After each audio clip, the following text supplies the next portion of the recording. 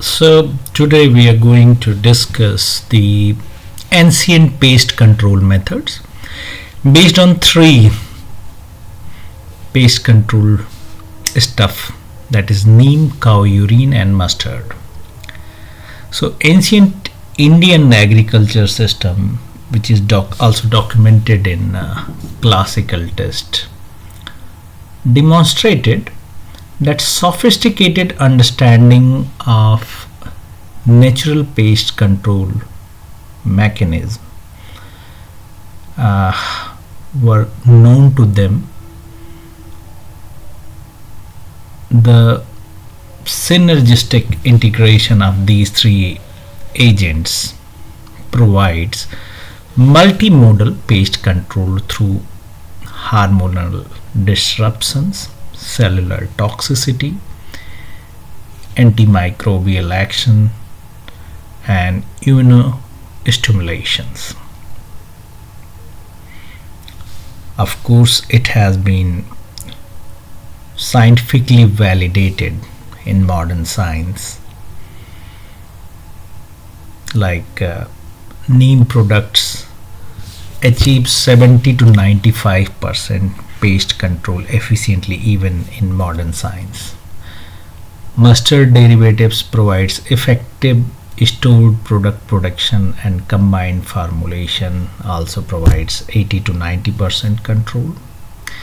So these traditional systems offer sustainable alternative for contemporary organic agriculture. So as a chemist, we should also aware that what was the main component and why these were successful as an pest control agent. So first we will talk about the neem. So basically neem is Azadirachta indica. जो इसका नाम scientific name है वो यहाँ पे mention किया गया. So the best thing which we have to study कि अच्छा क्या एक्टिव कंपोनेंट है. तो जो इसमें सबसे मेजर कंपोनेंट पाया जाता है वो एजाराडिक्टिन है, and normally the molecular formula of azadirachtin is C35H44O16. ये दो तीन तरह का होता है, azadirachtin A and azadirachtin B. इसके अलावा जो इम्पॉर्टेंट कंपाउंड पाए जाते हैं that are nimbin and nimbidin. So there are two compounds of this category, nimbin and nimbidin. And the next one is selanin.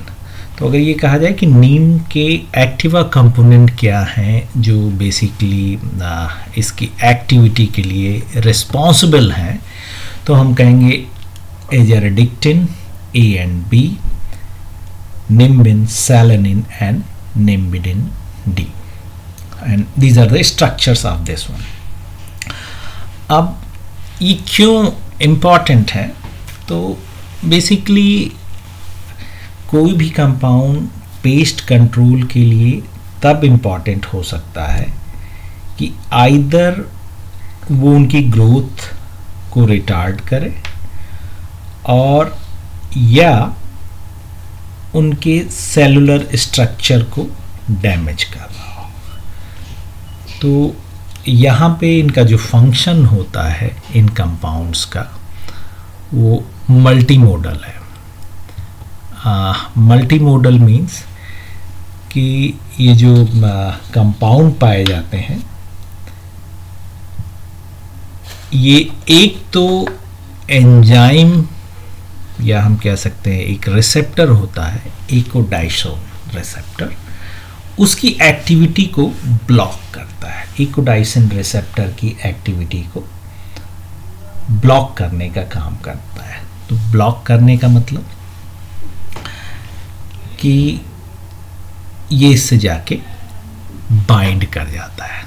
अब अगर हम कह रहे हैं कि इकोडाइसिन से ये बाइंड करता है तो of course there must be some reaction. तो जो नॉर्मल रिएक्शन होती है that is ecdysone plus O2 plus NADPH in presence of CYP, which is also enzyme 314A1, and it gives 20 hydroxy ecodisone S2. So it's a cyclic process which continues and it is important for growth. तो basically यहाँ पे जो एजेराडिक्टिन होता है वो इस reaction में participate कर जाता है और मिमिक कर जाता है. मिमिक मतलब एंजाइम की एक्टिव साइट से बाइंड कर जाता है. यहाँ पे एंजाइम आपका क्या है, CYP314A1. अब जैसे ही ये इकोडाइसोन को मिमिक करके बाइंड करता है तो जो सेकेंडरी प्रोसेस है वो आपका स्टॉप हो जाता है. अब सेकेंडरी प्रोसेस स्टॉप हो जाने का मतलब कि हार्मोनल डिसरप्शन हो जाएगा. हार्मोनल डिसरप्शन हो जाएगा तो उनकी ग्रोथ रुक जाती है. So this is one of the main. Besides that there are other way also to explain their biological property. The one is anti-feeding property, means जो एक तो एंटी हार्मोनल नेचर हो जाता है और दूसरा है एंटी फीडेंट. ये हम बेसिकली जो बात कर रहे हैं वो उन ऑर्गेनिज्म के बारे में कर रहे हैं या उन पेस्ट के बारे में कर रहे हैं जो इन प्लांट्स पे या जो एग्रीकल्चरल प्लांट्स पे पाए जाते हैं, लाइक निमेटोड्स, कैटरपिलर्स, एफिड्स. सो ये जो अभी एंटी हार्मोनल या एंटी फीडेंट प्रॉपर्टी की बात की है वो इसके थ्रू इनकी ग्रोथ को स्टॉप कर देते हैं. सो ऑफ कोर्स अगर ग्रोथ नहीं होगी तो इनका function as an anti pest हो जाएगा. अब नेक्स्ट है मस्टर्ड. अब अगर हम कहें कि मस्टर्ड में क्या चीज़ मेन पाई जाती है तो मस्टर्ड में एक स्पेसिफिकली स्मेल होती है which is responsible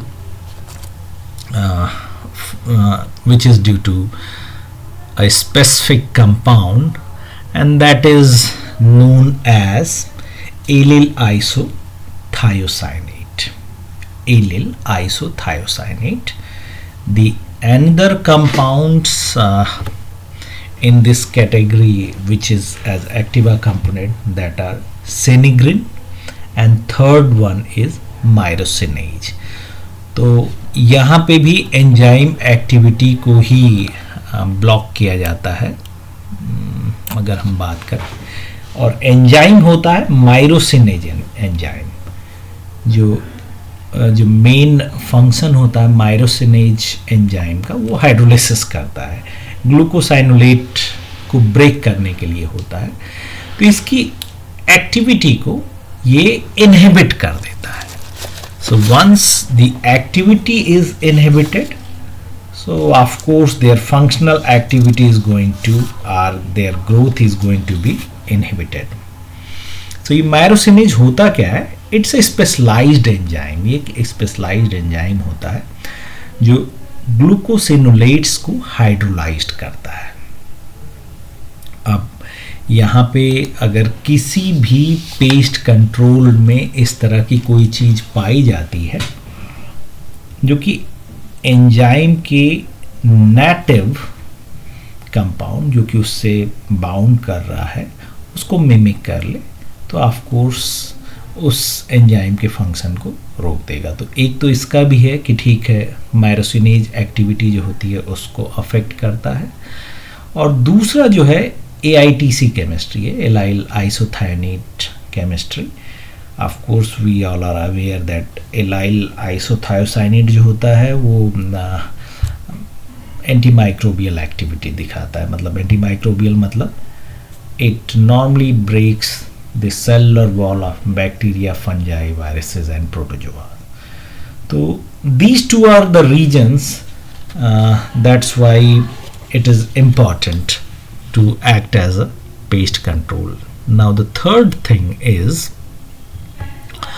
cow urine.